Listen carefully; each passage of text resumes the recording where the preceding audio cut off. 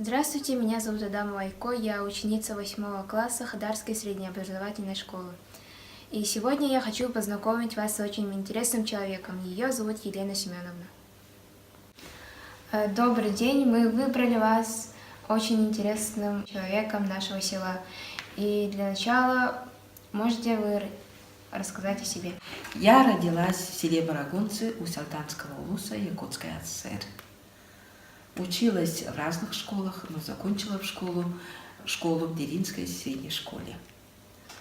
С 1985 года работаю в данной школе. В свободное время люблю читать, писать сценарии для праздников, а также для спектаклей школьных, поскольку я являюсь художественным руководителем школьной студии и замужем, имею 3 дочерей.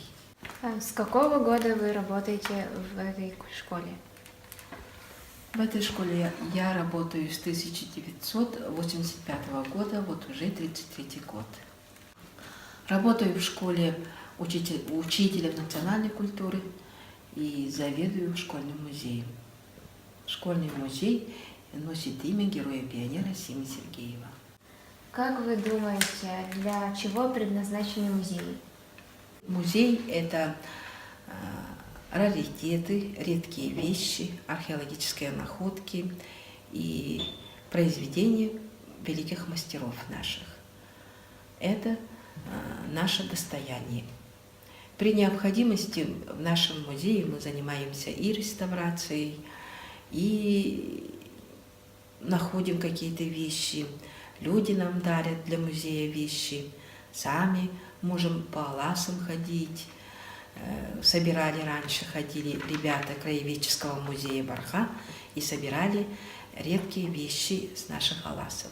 Благодаря музеям каждый человек может увидеть то лучшее, что было когда-то создано нашими предками.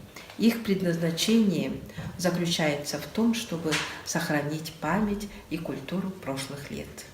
Расскажите, пожалуйста, о создании музея. Наш музей основан в 1996 году. Основателем музея является Иванова Ефросинья Прокопьевна, она моя мама. Моя мама в школе проработала 43 года. Этот музей, пока была Ефросинья Прокопьевна, очень хорошо действовала, работала. Но после ее ухода этот музей на какое-то время, работа музея была приостановлена. И в 2015 году у нас было столетие нашей школы, юбилей, и к юбилею школы мы реорганизовали музей. У нас очень много посетителей, приезжают в основном выпускники, гости на слего, дети кружка Барха.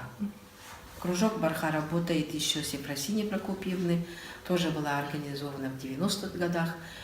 Силами учащихся его класса были собраны первые экспонаты нашего музея, и с тех пор экспонаты растет за счет наших учащихся и кружковцев Барха.